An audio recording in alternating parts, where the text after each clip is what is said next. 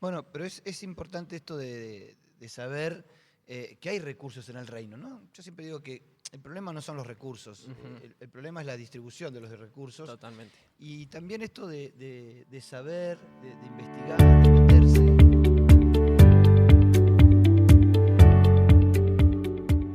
Hola, hola, ¿qué tal? ¿Cómo estamos? Bienvenidos a este nuevo podcast Misión 360, 360. una mirada global para la tarea restante. Ujú. ¿Cómo estamos? ¿Qué tal, Ariel? ¿Cómo estás? Muy bien. Bueno, me alegro, me alegro. Y le damos la bienvenida a Jeremías.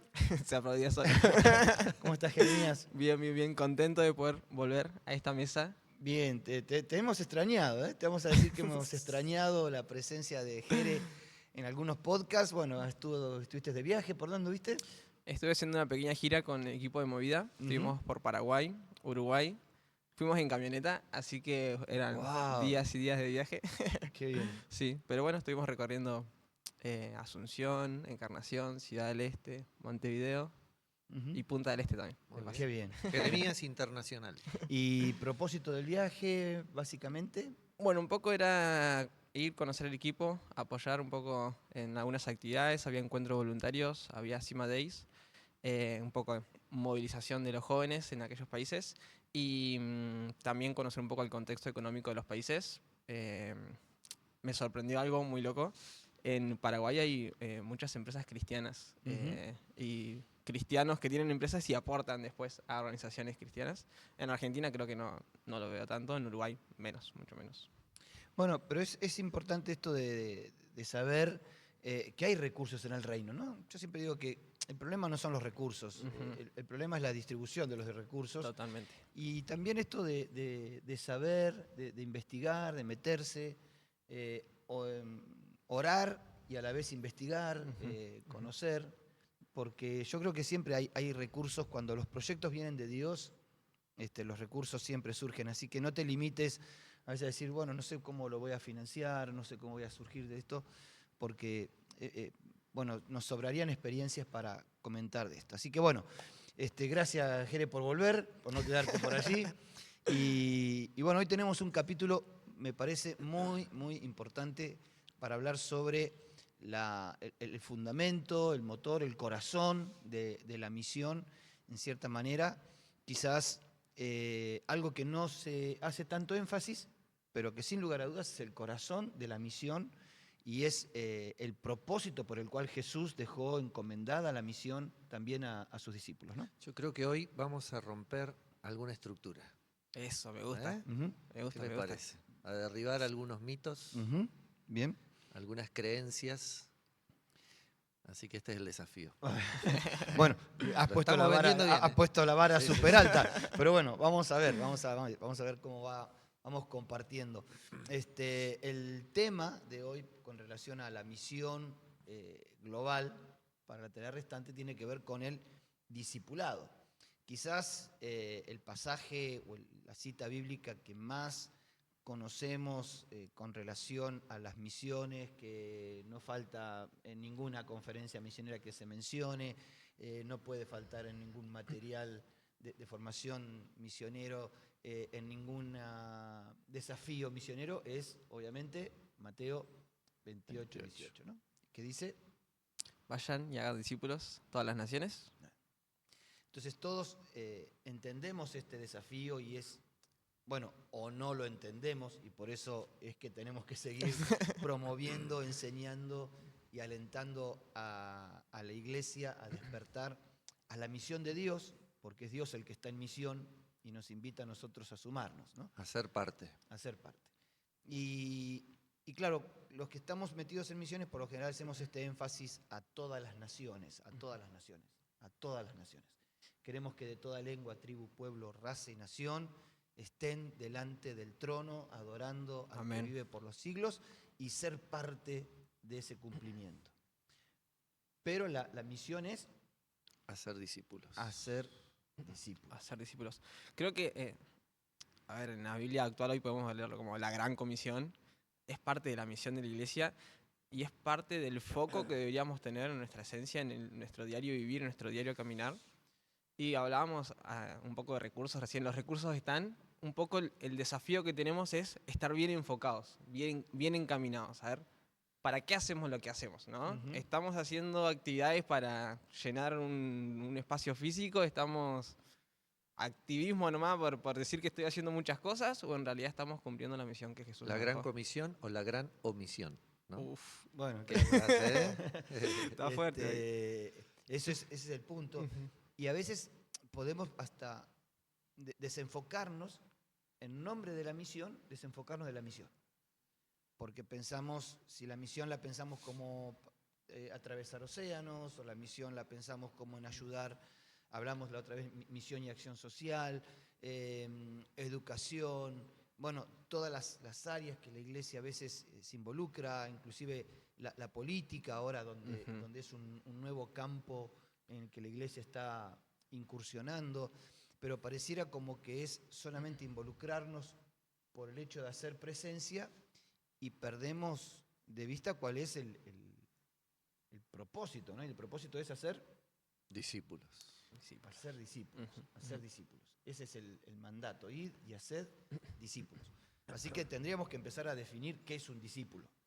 Un discípulo es un aprendiz, Ujú. ¿no? A ver, no es un alumno. No es un alumno. Ok, ¿y qué diferencia hay entre un alumno y un aprendiz? Bueno, el significado de la palabra alumno es sin luz. Alumno, que no Ujú. tiene luz, Wow. ¿no? Es impresionante. Un aprendiz es aquel que va recibiendo la enseñanza y hay una relación entre el aprendiz y el maestro, ¿no? Una relación de vida, diría yo, Ujú. este, que se transmite mucho más allá de un conocimiento específico, se va Ujú. transmitiendo experiencia. ¿Qué es lo que hizo Jesús con sus discípulos cuando Bien, estuvo con ellos? Sí, sí, sí. Creo que bien. en este sentido es un poco salir de la exposición teórica de un concepto a una transmisión de experiencias, esto de vivir en el día a día y por qué voy a hacer esto ahora, ¿por qué lo hago? Y poder explicarle a otro y uno entender y ver con los propios ojos cómo el maestro lo hace. Y en ese sentido apunta directamente a Jesús. O sea, nosotros somos discípulos de Jesús, tenemos que ver el modelo de Jesús, tenemos que Ujú. internalizar el modelo de Jesús. No era simplemente hablarle a las multitudes, sino que después se acercaba a sus discípulos más íntimos y tenía una relación más cercana. Ok, pero aún eso podríamos casi considerarlo como una relación maestro-alumno, más profunda, más Sí. personal, más íntima, pero sigue siendo una relación Mm. maestro-alumno. ¿Cuál fue tu última experiencia de maestro-alumno? Una clase que hayas tenido. Eh, bueno, al compartir en el PSMB, Ujú. No, pero vos como alumno. yo como alumno, años. Bueno, quizás ahora en el compartir las lecciones, por ejemplo, en la iglesia nosotros estamos viendo el Pentateuco, Ujú. este, y la experiencia es recibir, en este caso no puedo hablar del profesor, pero bueno, el recibir más allá de lo que está en el manual, por ejemplo, que es la excusa, siempre digo yo, el recibir la enseñanza de vida Ujú. que hay detrás de lo que está escrito y el compartir. Ok, pero el proceso se cumple cuando vos des Pentateuco. O sea, cuando el alumno pasa a ser, a tomar el rol del que enseña, o el que transmite, o el que da, allí se completa el proceso de discipulado. O sea, el aprendiz no quiere solamente aprender a cortar madera, quiere cortar madera y enseñar a otro cómo cortar madera. Claro. Entonces, ese es el proceso de discipulado. No solamente que tenga una relación cercana. Jesús completó el proceso de discipulado no cuando terminó la clase, sino cuando los Los mandó envió. de dos en dos a hacer lo que vieron hacer de él. Entonces, ahí es cuando realmente estamos completando ese proceso de discipulado, cuando el otro termina aplicando, no metafísicamente, sino en la práctica, lo que recibió, ¿no? Y cuando Jesús invirtió esos 3 años en los Ujú. discípulos. Ujú. Fue esa Claro. tarea preciosa, ¿no? Y al final los envía y le dice, le conviene que yo me vaya. Ah. Viene otro superior Ujú. que va a estar en ustedes, pero como que también en esa relación el maestro hace ese paso al costado para dejar Ujú. obrar Claro. al que sigue, ¿no? Sí, y creo que lo tenía pensado, obviamente, ¿no? Desde antes, porque lo va fogueando también. Primero los mandó de 2 en 2 y no fue que de un día para otro dijo, bueno, ahora me voy y lo vemos nosotros hoy en día, ¿no? Como líderes tenemos que estar pensando en cuando no estemos, ¿no? Estar preparando cuando nuestro discípulo tome las riendas, ¿no? Y bueno, a veces cuesta.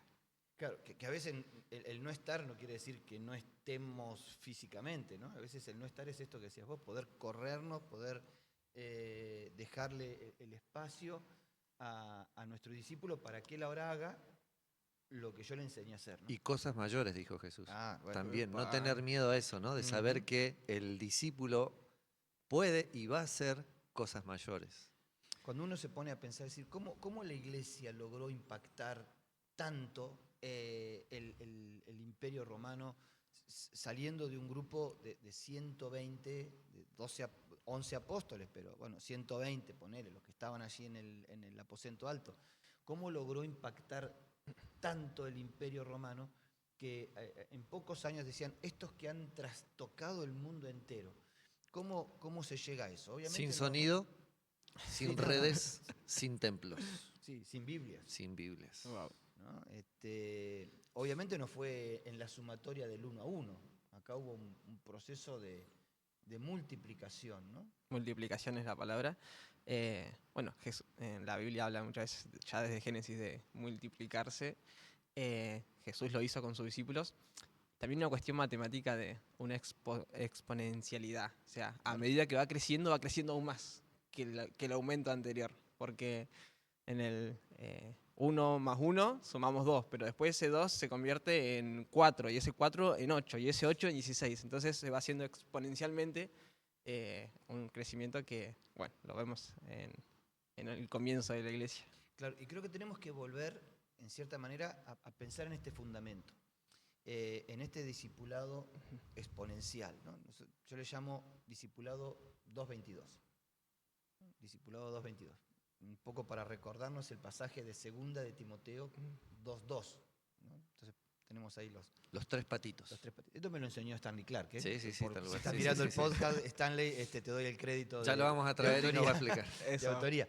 Pero me gustó esto como una regla memotécnica muy fácil, pero lo que dice, justamente 2 Timoteo 2.2, es lo que has visto y oído de mí ante muchos testigos, esto también encarga a hombres fieles que sean idóneos para enseñar también a otros. Así que ahí menciona 4 generaciones de multiplicación.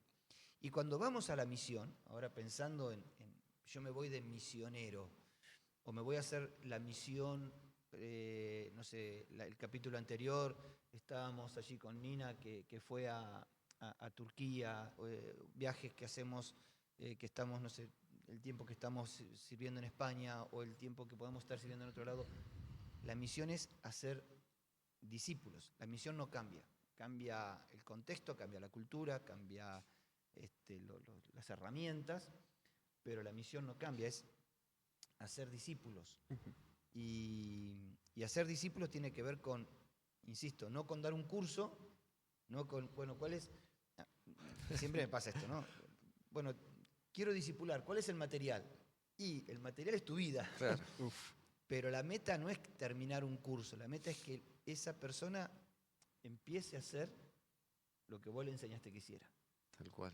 El buen maestro no es solo el que el alumno responde bien las preguntas, sino que termina haciendo lo que el maestro le enseñó. Sí, me gustó mucho una frase que dice que la salvación es gratis, pero el discipulado te costará la vida. Claro.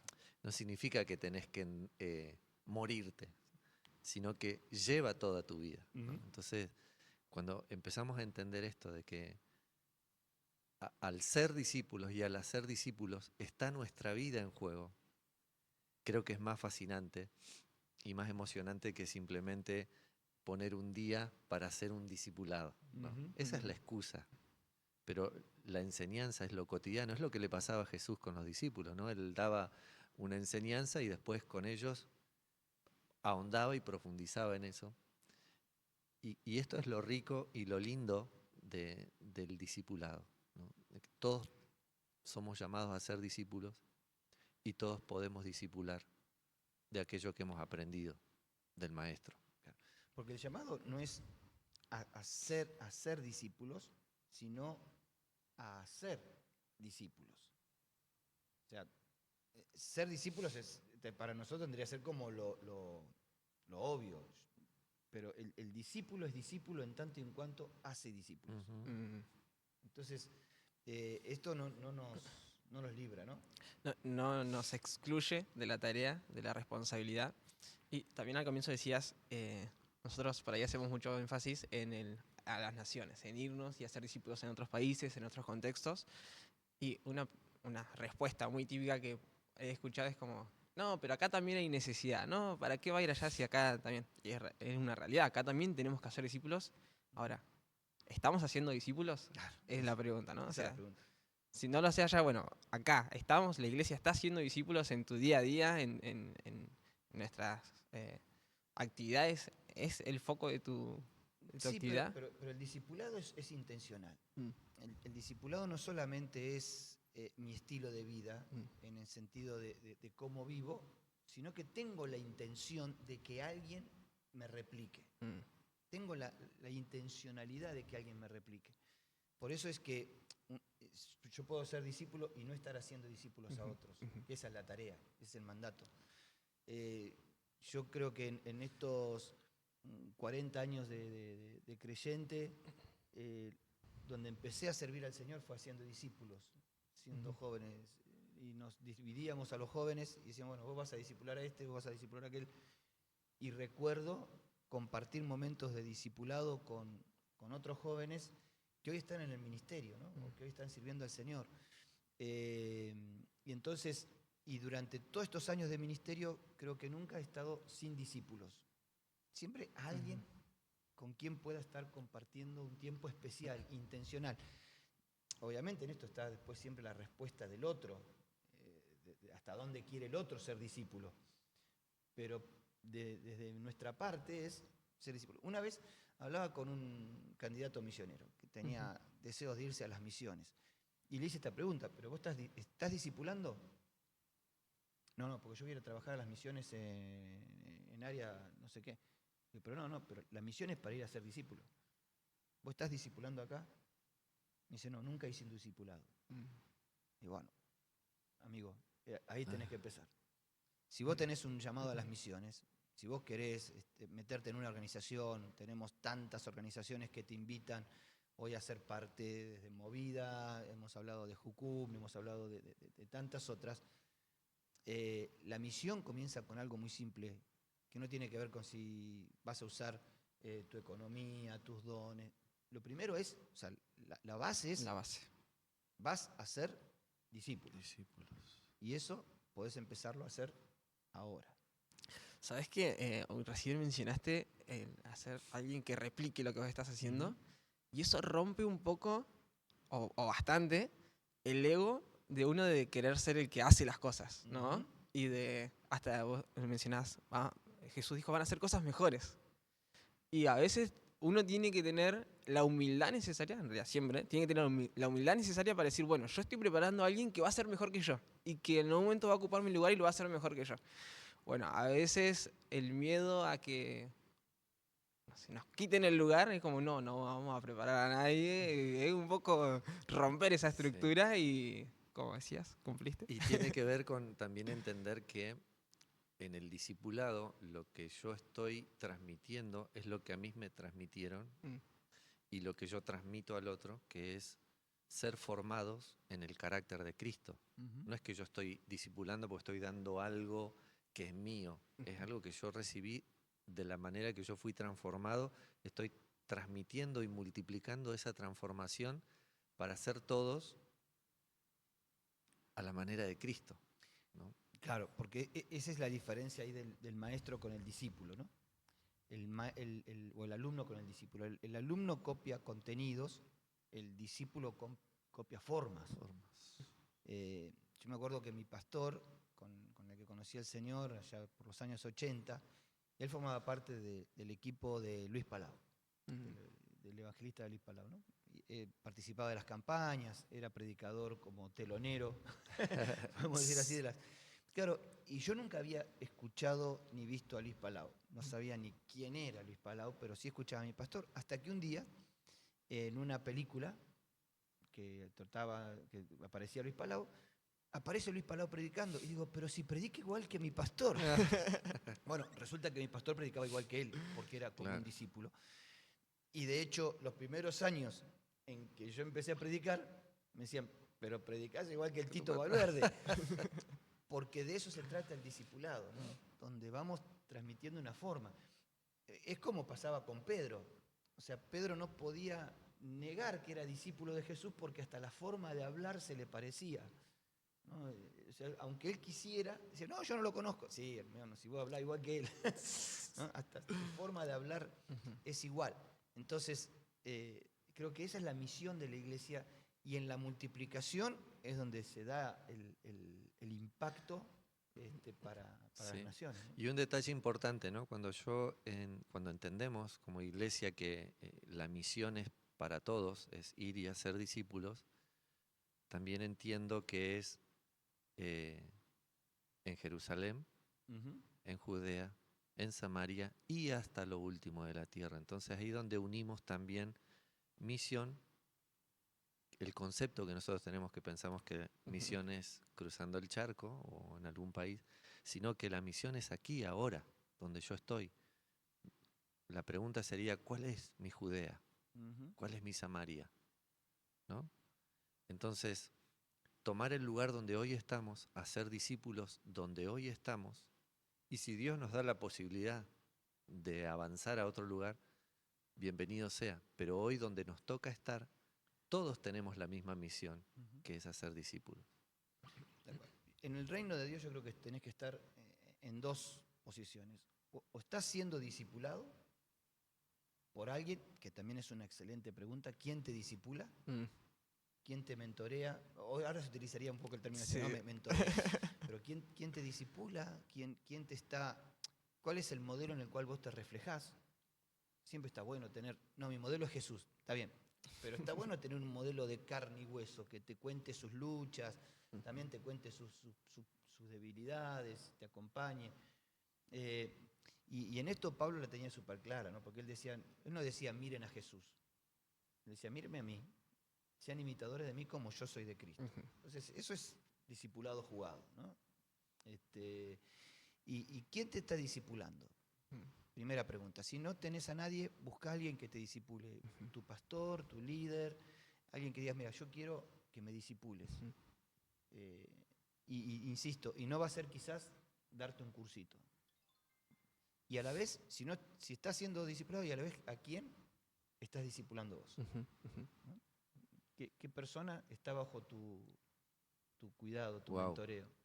Desafío. Desafío, Todos. sí. Nos movió la Vos sabés estantería. que sí, yo pensaba en las alternativas que hoy tenemos, ¿no? Esto de quién estamos discipulando, de gente que está quizás esperando eso, o que ya de por sí está siendo discipulada, porque está recibiendo mensaje nuestro de vida, de quiénes somos, de cómo vivimos. Porque también la gente sabe, como sabía de Pedro, que había estado con Jesús, porque las características son básicas y evidentes. En nosotros también son evidentes, por más que quizás querramos ocultar en el trabajo, en la escuela, los chicos en la universidad, la gente sabe porque nos ve cómo manejarnos. Yo recordaba mientras venía para acá, cuando empecé a trabajar en un trabajo, estuve 25 años, 27, yo sin necesidad de decir que era cristiano, la gente cuando decía una mala palabra pedía perdón, me pedía perdón a mí, ¿no? Porque yo no hablaba con malas palabras, o sea, no descalificando a nadie.